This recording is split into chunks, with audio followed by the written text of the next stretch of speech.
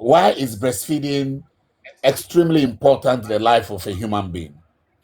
First of all, just as you and I are sitting down today and talking, intelligently, having the brains and the minds and everything, the same thing happens in life when you look at the beginning of life.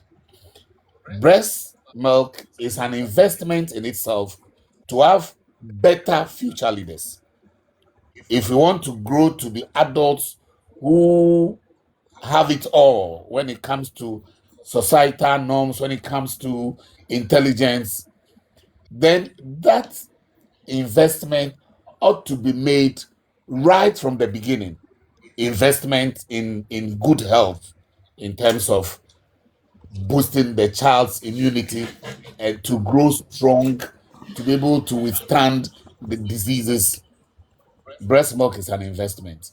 So, breast milk in itself, apart from the health importance that it has very strong future economic and societal implications. Economic because the child is a better person in life and contribute economically, financially to the growth of society and humanity as well. So, if we do not invest well by giving that child the proper ingredients that are needed right from the beginning, then we are bound to have serious problems in future. So look at us today, then you can see how we were breastfed. Thank you. Thank you so much, Doc, um, for this. Doc, someone is asking, beyond nutrition, what lifelong benefit does breastfeeding provide for children? The breast milk itself, apart from the energy it gives, it contains very vital ingredients that are needed right for growth, for development. So it helps to boost the immune system of the baby. Remember that the baby is born and there is nothing around that will protect the baby from catching any infection. So the breast milk itself contains the initial immunoglobulins, that is, initial soldiers that will fight for the baby. So that is very important. It also helps the baby to continue to develop. The brain needs to continue developing. All other things that the baby needs, like calcium and some other minerals, are in the breast milk. And as the baby takes in this food, the baby is taking the important minerals, the important vitamins, the important ingredients that the baby will need, not may need, will need to develop. Okay. Thank you so much, Doc, for this insightful um, information. So, um, Jennifer, why is it so important? Um, I mean, that's really put into perspective why breastfeeding is far more than just feeding, what just Doc just said. But every journey has a beginning. So let's talk about those very first moments after birth. So, why is it so important for mothers to start breastfeeding within the first hour after delivery? And also, what happens during that first breast breastfeed that is so important?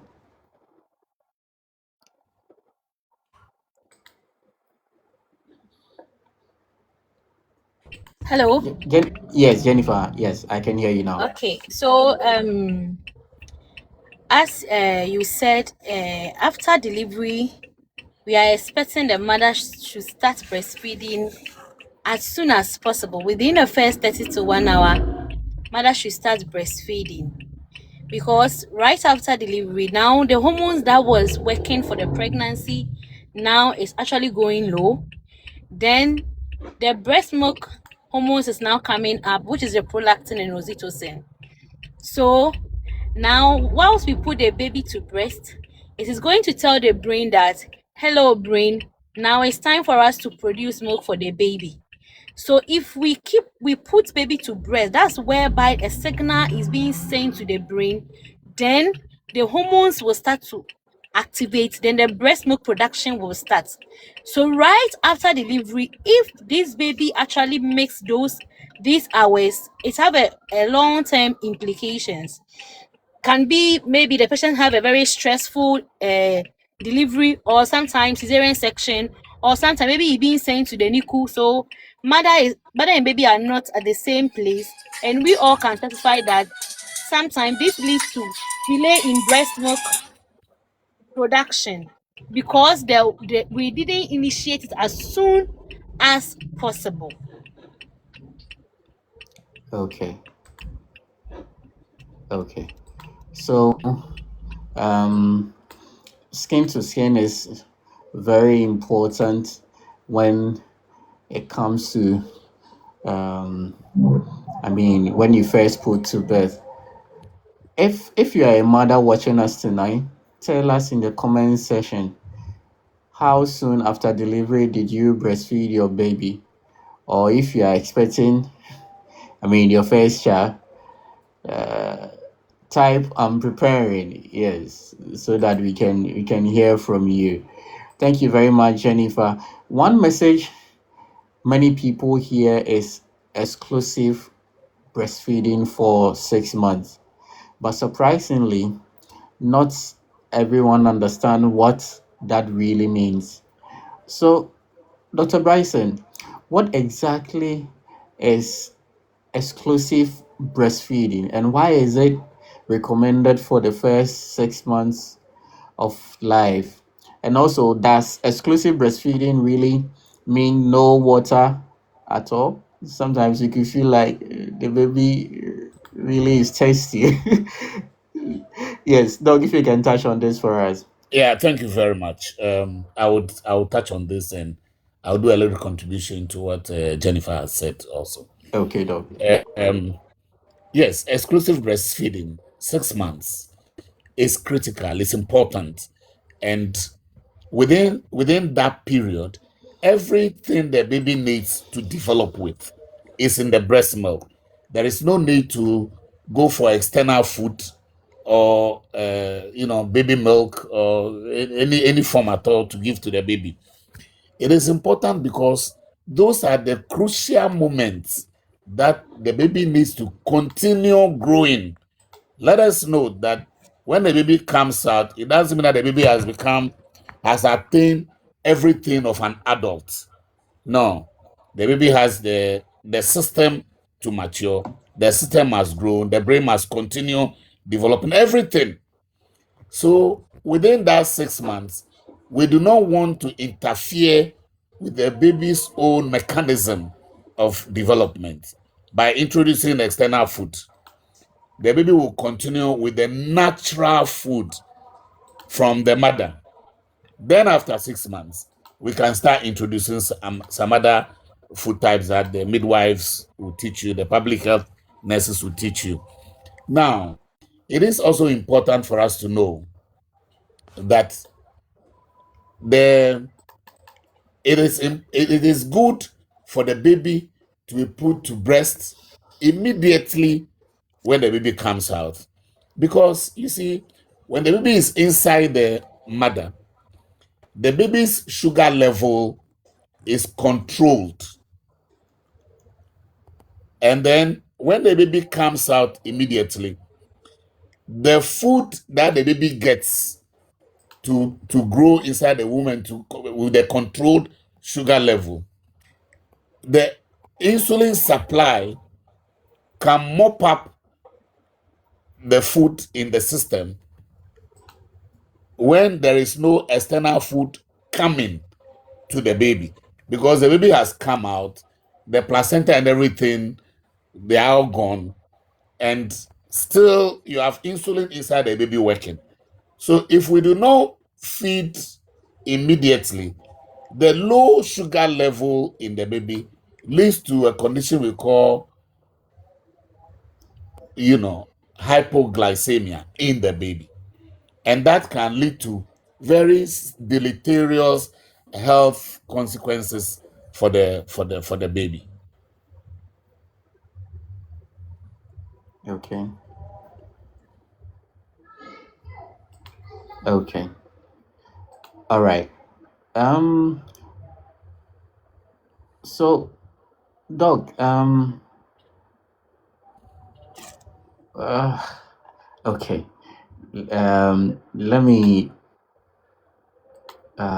Someone is asking a question, but Okay. let me ask.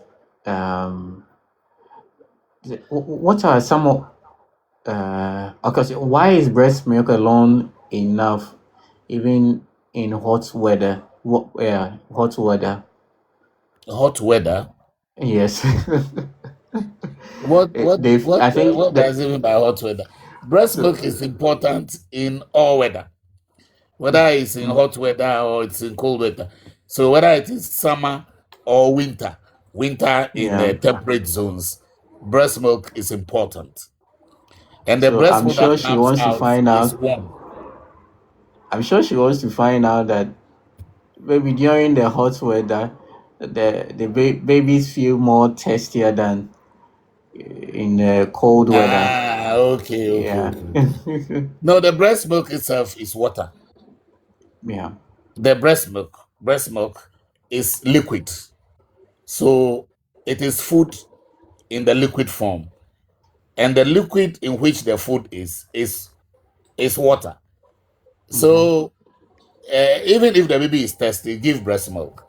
If the baby Yeah. is hungry, give breast milk. As long as we continue breastfeeding, the baby will get everything that he or she needs, whether it is water or it is food.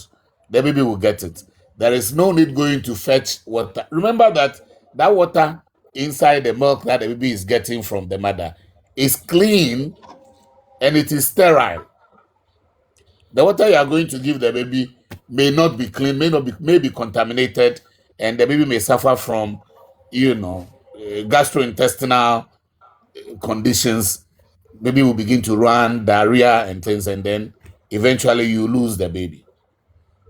So water and food together is equal to breast milk. Give that one alone to the baby. Okay. Thank you so much, Doc. I think the best you can do is to, I mean, every 5 minutes, yeah, give them breast milk. Yes, instead of waiting for an hour or 30 minutes. Once you feel the baby is thirsty, just give him or her the breast milk, like Doc said, and I'm sure everything will be fine. So, Jennifer, many mothers begin breastfeeding confidently, but somewhere along the journey, they encounter challenges. What are some of the most common breastfeeding challenges new mothers faces? And Okay, also, if you so can, if you can add this, how they can overcome these challenges too. Yeah. okay. So mostly most of the mothers are happy that they are going to deliver and they are going to Yeah. breastfeed their baby. But one of the biggest challenge some of the new mom faces getting breastfeeding started correctly. Mm-hmm. Sometimes they don't know how to even put the baby to breast. Are they doing the right thing or are they not doing the right thing? So many mothers are really worried about their baby is not latching well. Some of them are very worried, like, is my baby even latching well? Or am I even producing enough breast milk? Others too are very, very concerned about sore nipple, because some of them are not actually, if you're not positioning the baby well, then that's where you're going to have your nipple is going to have a sore. There's going to be breast engorgement. some of the challenges, because you are not feeding the baby well. When you feed one breast, instead of you to empty the whole breast, you go, most of us think that some of the breast, one is for food and one is for water. So when they take left for food, right for water, and if you do it like that, it means that you are going to leave a lot of breast milk in there, and that's where to engorge. Some have some of the mother also receive different, some of the challenges are they receive different advices from the family members, like social media, even healthcare providers. So they become very confused. And if you become very confused, you don't even know what you are doing, if you are doing the right thing or not. And some also are very emotionally stressed, and some lack support, because sometimes the room that the person is, everybody is saying, oh, the breast milk will not reach the baby, give the baby food, so the support is not there for that person. So as you said, the good aspect is all these challenges can overcome if you have the right guidance and patience, or some skills that you should do. Like as you said, no, when it comes to breast milk production, it's always depend on demand and supply. The more you give, the more the breast milk comes. So as a first time mom, or as a mother who have delivered, don't be very focused on, oh, I'm not getting it. You are waiting for your breast to be very engorged before you get to know that, oh, I have enough breast in my breast milk in my breast before you feed baby. No, just put baby to breast. Just a little drop of breast milk means a lot to the baby. Just feed baby on demand. And we also say on demand means whenever baby feel like eating, you shouldn't wait till baby cry before you feed baby. So within the first week, we always say that you can breastfeed baby within 8 to 12 times a day. And also make sure that you know how to position baby well. You have your midwives at the ward. Most of the Ghana, most of our hospitals have pregnancy school, pregnancy classes and whatever. Try as much as possible to attend, because they are going to teach you how to position breast. If you don't have it, please try as much as possible to call anybody or any midwife there to help you out and teach you how to breastfeed baby. Because if you get the correct position, it will really go a very long way, because you're not going to have those breast nipple or even back pain. Because if you're not comfortable, you're not going to breastfeed baby for a very long time. And also, they should try as much as possible to always take advice from those people that have the right information, because there are a lot of advice out there. So if they don't get the right advice, then that's whereby the problem starts. And if they find it very difficult or challenge in any way of their breastfeeding, then the right thing they have to do is report back to the hospital for them to be seen or to be attended to. Thank you.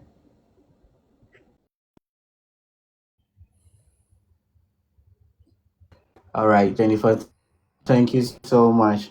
But I wanted to find out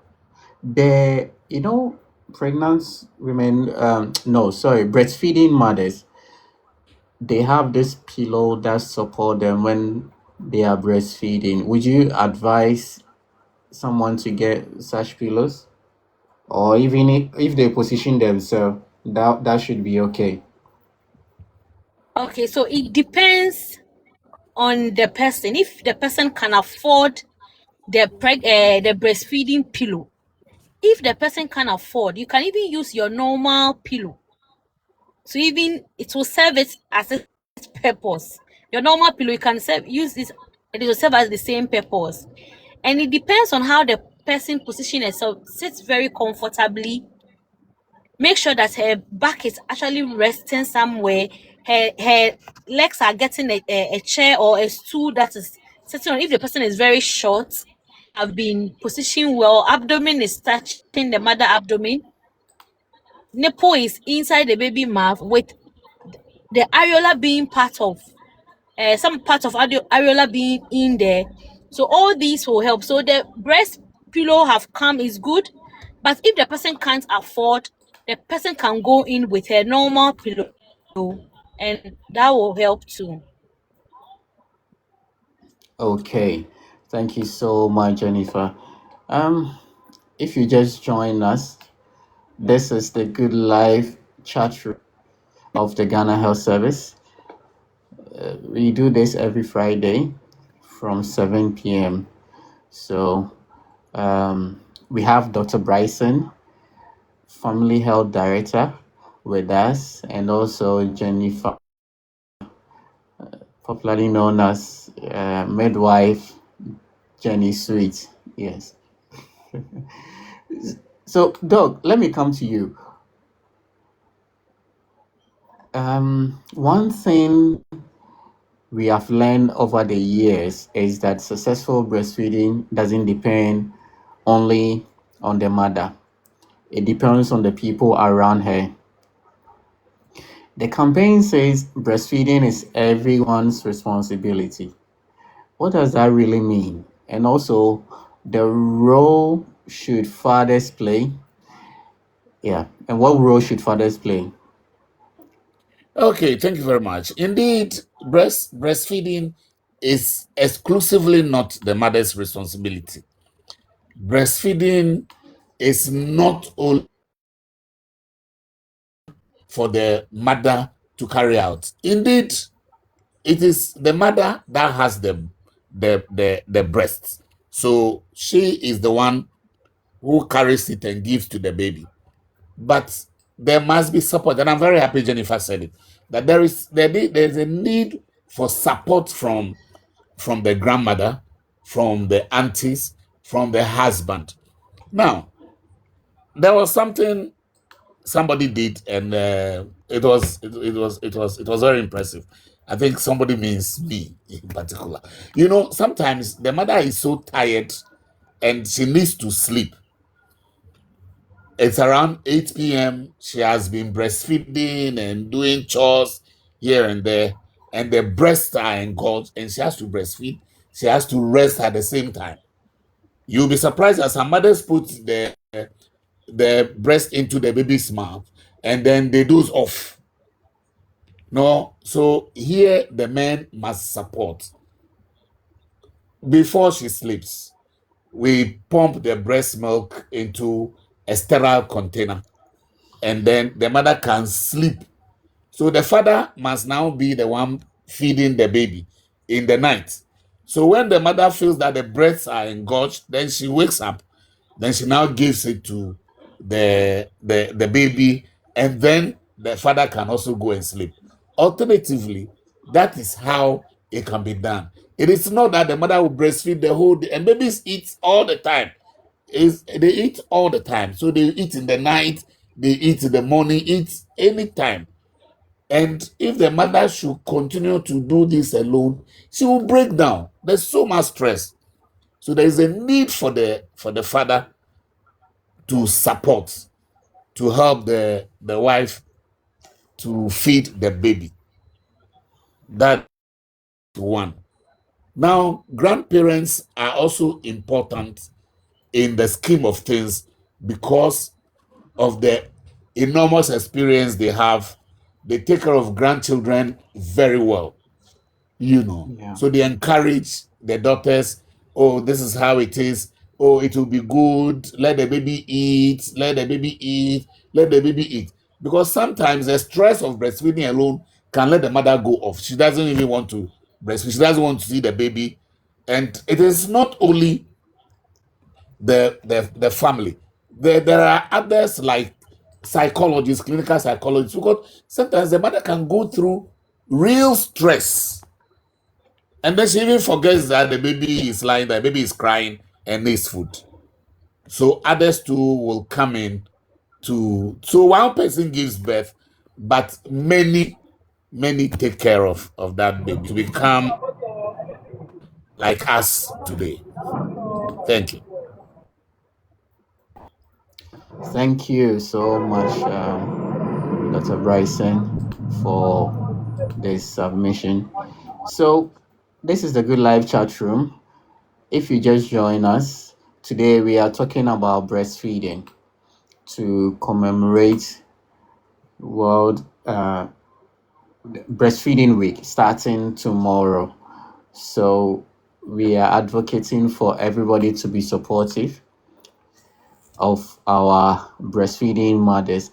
Um, you can leave your questions, your contributions in the comment section, and I'll read them to our guests to answer them for you. And you can also share this live so that we get a lot of people joining us to learn from this exclusive interview. So, uh, is it Gifty? Auntie Gifty, I see you. Yes, Opoku Isaac, you are welcome. Yes, and Vidash, you are also welcome. Angel, you are welcome. And health, is it health sip with okay, the other name didn't come. Rita Bay, you're also welcome. Yes. Oba Pasali, you're also welcome. Is it Kobe? Yes. Kobe Anaman. I hope it's the Anaman I know. All right. So try and share this live to your newsfeed so that we have a lot of people join the conversation because it's very important. We have a lot of people joining us tonight. All right.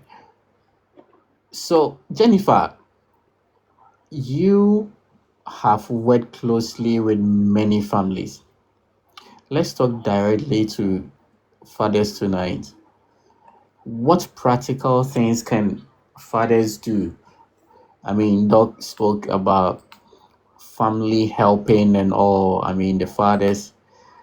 But what can fathers do every day to help mothers breastfeed successfully?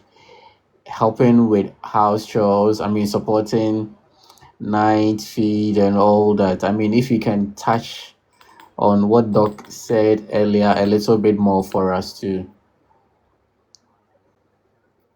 So I think Doc have said enough. But what I can add it to is actually a supportive father increase a mother confidence and it reduce the mother stress. Because research has shown that mothers who are more likely to do exclusive breastfeeding, they have actually have a very strong supportive partner. So I'll give an example. About last week ago, I met a client and I was educating them about breastfeeding, how they will handle their baby because they are expecting a baby. They are now pregnant. They are expecting a baby soon at that time. And the man was very involved. The man let me. He was asking me how is he going to even bomb the baby. He asked me. This was the question the man asked me. So midwife, what is my duty? And I asked her, your duty is that anytime the mom finish breastfeeding the baby, you are the one to take the baby, to bump the baby for the baby to what? Remove the excess hair. Actually, it will help you to bond with the baby as a father. And he asked again, and what else? I'm okay. So you will make sure that if, as Doc said, if you are going to put some of the breast milk in a sterile container, then it means that that container needs to be washed and clean. It means your wife needs a support person there too. So you are going to make sure that all those equipment are being sterile and very clean for use. Also, in terms of house choice, because the person have delivered, the person is coming home, there are one or two things that you can help out, and it's going to be a very, it goes a long way to help the woman. Because if the person is going to wake up at morning, if they even have children, bath baby, send baby to school, come back, some of the workload can be offload from the woman. Then the man can also do that. And also bringing baby feed when the mother needs it. I always say that these little things means a lot to women. Sometimes we don't expect you to do too much, but oh baby, I need a baby feed. Oh, you get to know how to tell the baby feed. Oh, the baby feed was in fridge. I have to keep it like this. You don't behave like you don't know how to do it. Everybody don't know how to do it. So you train yourself to get to know how to do it, and it's going to help a lot. And the man, one of the key thing that the man have to do is keep on encouraging the woman when breastfeeding challenges set in. Because one way or the other, there's going to be a breastfeeding challenge. Either there is sometimes the woman will feel that, oh, their breast milk is not enough, or sometimes there is nipple discharge. But if she have somebody who keep on saying, oh, baby, you are doing well, you have done so well, keep it up, oh, you can do it, let's do it like this, let's do it, looking for solutions, then the woman can get the courage to continue. But when the voice in the room is, oh, you cry, you worry yourself, let's go and buy now, let's give baby cocoa. Me, I'm tired. I cannot do this because the man doesn't want to be involved. So this actually starts from when the man and the woman themselves get a right education, get the importance of breast milk well. I bet you that person will be in support. But if the person have no idea about what the importance of breast milk is, he doesn't even think he's going to bring in much effort to help her wife to maybe make it a success. So that's what I can say. Okay, thank you so much, Jenny. Yes, supporting our wives, it's very important. Yeah, I agree with you 100%. So, Doc, many mothers return to work while still breast. How can employers create workplaces that support breastfeeding mothers? Yeah. Yeah, thank you. Quite a number of companies and institutions have done what I'm just about to talk about. The first thing is that the workplace environment must be friendly to women. They must create a space where the woman can leave the baby and work and then come back and breastfeed. Very often, most companies are interested in the knowledge and the skills of the mother and not interested in the baby that the mother is breastfeeding. So you go to where and there's nowhere the mother can sit, and she cannot just sit in the office or in an open space and just unzip, bring the breast out, and give to the baby. There must be a very comfortable room, a room that can guarantee a certain degree of privacy where she can breastfeed. It is very important companies do this. Now, if you take it should be all health facilities. There must be some level of, because particularly for facilities that have very young staff that are in their active reproductive years, they must have a place where even they can bring in one nurse that can look after the babies whilst they are working, and when it's time to breastfeed, they come back to breastfeed. So it is important to establish such things in institutions. I'm not talking about a milk room where the woman will go and express the milk, and I'm talking about places very comfortable, even as the breastfeeding mother. We must have a place where she can rest, where she can take a short nap and then breastfeed and continue working. It is critical we do all these things. If we want to have these babies that are born today to be like us in future, then there is a need to invest into breastfeeding. And breastfeeding investment involves creating the spaces and the areas where women can feel very comfortable to breastfeed at work. We must also make it possible for them to carry the baby to their offices. Thank you. Yeah. Thank you. Doc, I have two questions is for you in the comment section. So Okay. Brightstar is asking policy change to make paternity leave compulsory in Ghana is needed. Doc, do you think we need paternity leave? Yes, for me, um, my personal opinion Hmm. is that any form of leave at all is important. Any form of leave is important. Whether we call it paternity leave or supporting leave or any leave, that will help us. You see, but the point is that sometimes when this paternity leave issue comes up, the way people handle it makes it difficult for even our lawmakers to take. People complain that when you give fathers paternity leave, hooray, they will not even sit at home at all. You understand?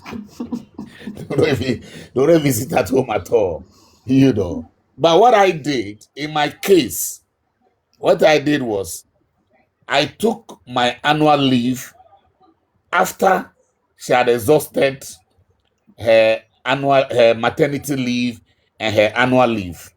Then I took my annual leave and continued to be with the baby while she went to work.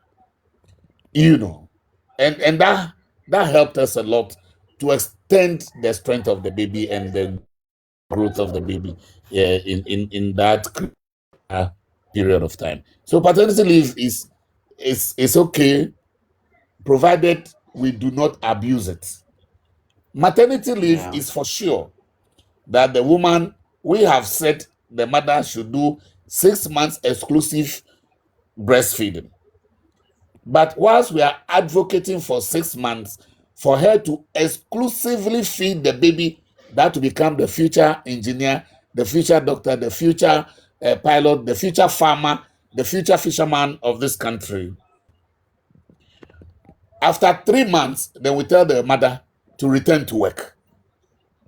Now, if we are advocating, so sometimes we look at the policies and we begin to ask ourselves questions. We are saying that exclusive breastfeeding for 6 months. So the mother must stay home and breastfeed for 6 solid months. But we grant her 3 months maternity leave. There are other companies that force the women to take the first part of their maternity leave whilst they are pregnant. When I used to work in the hospital, I had a challenge with a company like that, and I told the managing director that I was going to sue him and I was going to take him to court because he forced the woman, the pregnant woman, to take half of the maternity leave whilst pregnant.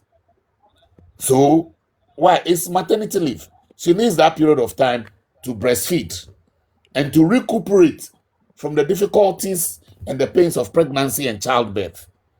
So if she takes that half of that leave while she's pregnant, then she spends only half a month or so at home, and then she has to come back to work, and she might have not recuperated completely from the carrying of the pregnancy and childbirth. So it is also one thing that I have to say, that we need to look at not just paternity leave alone, but critically now, what for me is a burning issue is to see if we can extend the maternity leave from 3 months to 6 months, so that at least if we are saying that exclusive breastfeeding for 6 months, we are saying that we have given the woman the chance to have a 6-month period of leave to stay at home and breastfeed, so that the child can go to school and be very intelligent tomorrow. Yeah. Thank you. Thank you, Doc. Thank you so much. Vivian Oforidanko, you are welcome. Shelly Sampson, you are welcome. And is it Janato? Yeah, you are welcome. Akusia Abuajoa, you're also welcome. Doc, the second question, Irene, she wants to find out if Ghana Health Service has breastfeeding spaces for breastfeeding mothers in our facilities. I have earlier on touched on this, that some facilities have, some facilities Okay. do not have. Now, let's know that some of the structures we have are old and ancient structures. Most of the structures that we have are structures that hitherto were not health facilities, but they were acquired and converted into health facilities. So expansion must come in, and additional work ought to be done by way of creating enough space, not for breastfeeding alone, but also for rest. You go, I visited some, I was doing a high level monitoring visit early this year and then last year. And then I go to very reputable institution facilities. And if you enter the place they call rest room for the nurses that are on duty, you cry. Rest room. Now, the pregnant nurses on duty, when they work for a while, they need to rest. Where do they rest? We all know the physiology of pregnancy. It's not everybody that carries it like very strong, you know. So it is important. I would ask, and I have said it already, that facilities should make places available for breastfeeding appropriately. It should not just be a chair at a corner somewhere, but it should be a proper room, a very beautiful room with a beautiful bed where the nurse, the staff can rest and can breastfeed and take a short nap, recuperate, and continue working. It's very important. Yeah. Yeah. Doc, why should governments, communities, employers, the media, and corporate organization invest in breastfeeding? The answer is And also, simple. how does breastfeeding improve national health? Yeah, the Yeah. answer is simple. The answer is very simple, and I've said it already, that for all of us, you and my friends and everybody, including myself, talking today, we are a reflection of how we were breastfed. Yeah. Because we were breastfed well, we have become important and contributing citizens building our country. So if we want the next generation to build this country better than we have done, then we must invest in breastfeeding. What we put into the tomorrow, if I don't want to say a couple of things because it will be too much, but you know, we need to invest in, if we want to have good citizens, healthy citizens, to carry on this country called Ghana. You see, one thing we have to know is that one day this whole generation will be wiped off. All of us will go.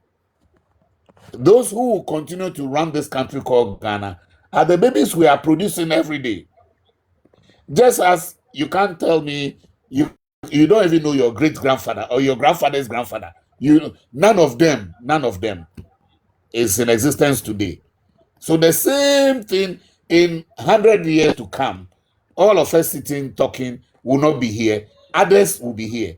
And those others that will be here are not people that will be imported from another planet. They are the very babies we are producing and breastfeeding. So if we want them to become the better presidents, the better doctors, the better nurses, the better drivers, the better farmers, the better everything better, then it is important we invest in breastfeeding. Thank you. Thank you too, Doc. If you just join us, this is the Good Life chat room of the Ghana Health Service. So tonight we are discussing breastfeeding. Starting tomorrow, it's breastfeeding week. Yes, we are starting breastfeeding week. So we are learning a lot about breastfeeding today. I have Dr. Bryson with us, Director Family Health, and I also have Jennifer Amoah, a midwife at Korle Teaching Hospital. So, Jennifer, before we wrap up, let's speak directly to every mother watching us tonight. What word of encouragement would you give to mothers who feel breastfeeding is becoming difficult?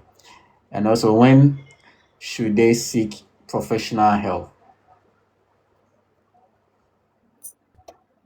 Okay, so one thing I would tell the mothers, they should invest in education. Yes. So before they shouldn't, I always say that if your mind is actually being prepared to breastfeed your baby, you put in a lot of effort to make it work. So right from pregnancy, if you feel like no, I'm going to actually do this exclusive breastfeeding, you need to invest. There are a lot of educational content that you can do. There are a lot of people that you can even book them for more education, what to eat, what to do to have enough breast milk. And they should always know that breastfeeding is one of the greatest gifts you can give to your baby. It is natural, but it's also a skill that both mother and baby learn together. The mother doesn't know how to put baby to breast, and baby even doesn't know how to suck the breast milk well. Be patient with themselves. One thing is they should always be patient with themselves. They should always ask for help when they need it, and they should always remember to feed us in the art of love. They should feed their baby in the art of love. While they are doing that, their efforts actually will pay. That's what I can tell them. Okay, thank you so much, Doug. So, if every Ghanaian could do one thing after watching this discussion tonight to support breastfeeding, what would you ask them to do? Wow. Every Ghanaian must respect the rights of a baby to be breastfed. That baby has a right, Yeah. but the baby cannot talk. So, one, every Ghanaian must respect the right of a baby to be breastfed, and every Ghanaian must respect the right of a woman to breastfeed. If we do these two things, we will be able to solve the breastfeeding problem. So, respecting the right to breastfeed involves a lot getting the right environment for the woman, get the woman getting support from home, support from the husband, support from the community. The woman who has gone through it and has gone through the pregnancy period, has delivered and is breastfeeding, must be handled with utmost respect and love. All these things go into calming her nerves. And I'm very happy, Jennifer. I wanted to see the other name. This is Jennifer Sweet or Amoah. something. Yes. No, she has some nickname. She has Sweet Midwife or something. Yeah, Jenny Sweet. Jenny Sweet. Yes, yes. I'm very happy Jenny Sweet talked about stress and all that. You see, breastfeeding must be stress free, but it is stressful. Yeah. So we must not create additional stress for the woman who is breastfeeding. You must make her comfortable. You must prepare tea for her to drink. We must, fetch water for her if we don't have tap, if we don't have shower and all those things. We should not, if we are the husbands, we should not be allowing her to be breastfeeding. Sometimes you see her breastfeeding and holding a bucket of water to the bathroom. No, let us show them respect. Let us show them love, and let us respect their right to breastfeed and support them. Thank you. Thank you so much, Doc. Uh, we are grateful. That was Dr. Kennedy Bryson, Family Health Director of the Ghana Health Service. And you also heard Jennifer Amoah, Midwife Sweet Jenny.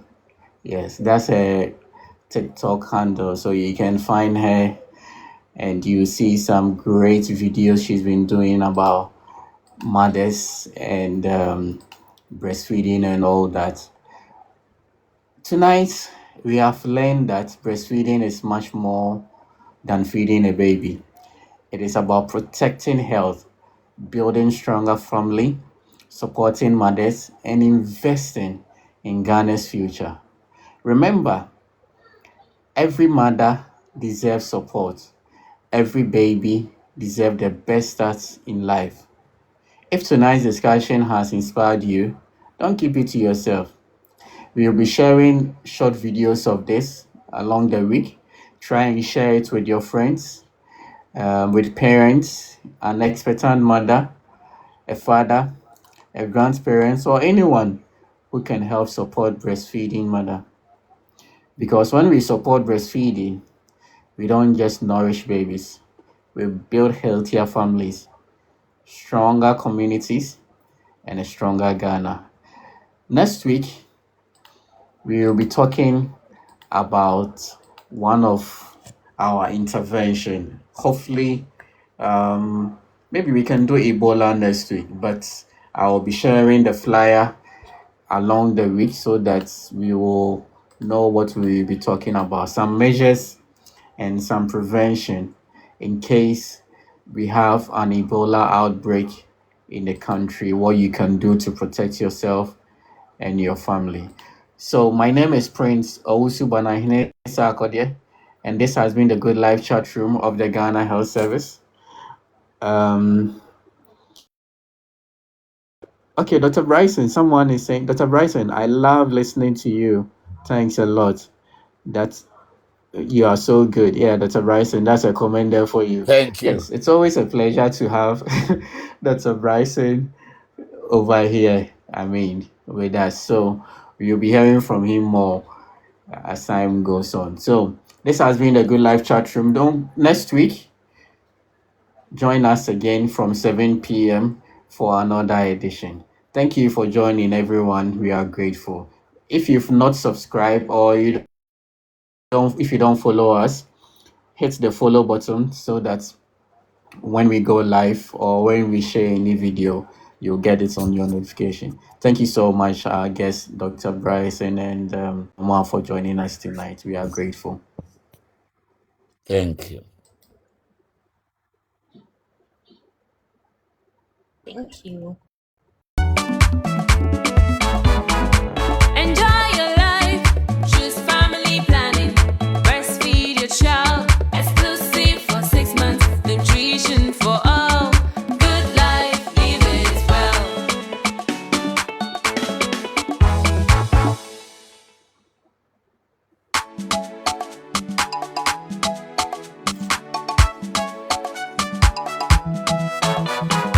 Wherever you day, whoever you be, oh, no matter your pocket, good life, good for you. You day for north, south, east or west.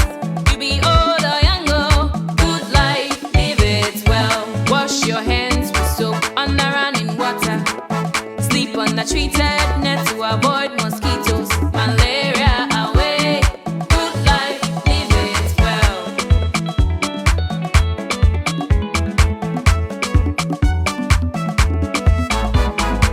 Enjoy your life, choose family planning, breastfeed your child, exclusive for 6 months, nutrition for all, good life, live it well.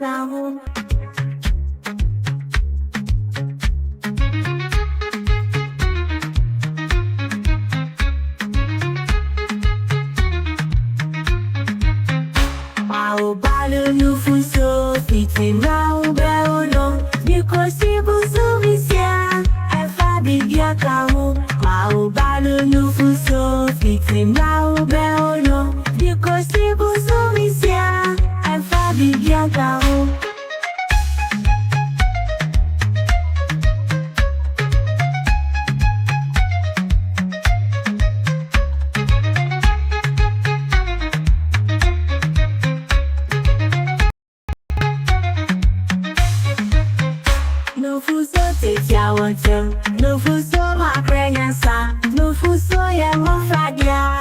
Enye papa nadia, nufuso tetia wotem. Nufuso makrenyansa, nufuso ye mofradia. Enye papa nadia.